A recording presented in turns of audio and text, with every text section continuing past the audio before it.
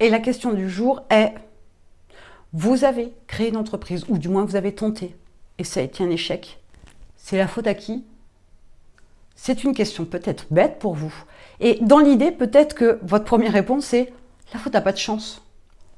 Sérieusement, la faute n'a pas de chance. Ok, une situation telle qu'elle est, c'est le résultat de réflexion, d'action, de décision que vous avez prise. On est d'accord. Si cette situation ne vous convient pas, c'est là qu'il faut réfléchir. Ce n'est pas la faute à l'univers, hein. C'est votre faute. C'est pas la faute à pas de chance. Revoyez ce que vous avez fait. Peut-être que vous n'en avez pas fait assez. Peut-être que vous avez pris des décisions qui n'étaient pas les bonnes. Peut-être que, oui, effectivement, peut-être pas assez d'actions, mais peut-être pas assez d'actions qualitatives. Voire même peut-être des actions qui vous ont fait perdre du temps, qui étaient inutiles. Donc, le résultat, peu importe ce que c'est.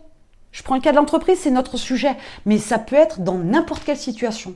Si vous arrivez à un état dans une situation qui ne vous convient pas, c'est que vous avez agi avant. Vous avez interagi, vous avez pris des décisions, vous avez fait des choix. Et ça vous a mené à ça.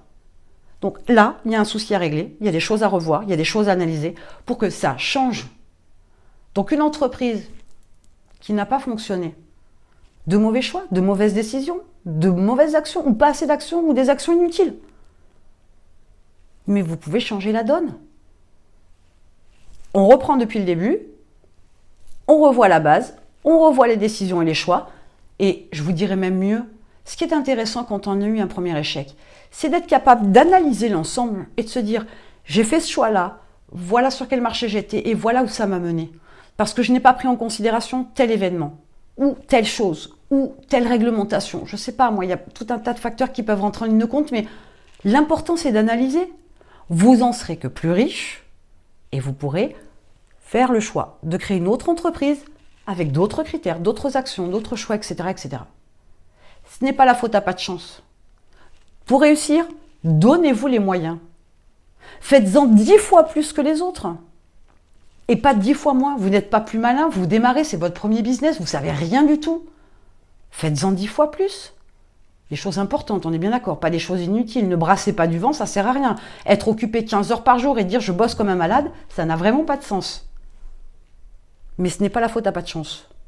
C'est de votre faute. Et je préférerais dire, c'est de votre responsabilité. Le mot faute, je ne voudrais pas que vous culpabilisiez, parce que ce n'est pas l'idée. Par contre, c'est votre responsabilité très clairement.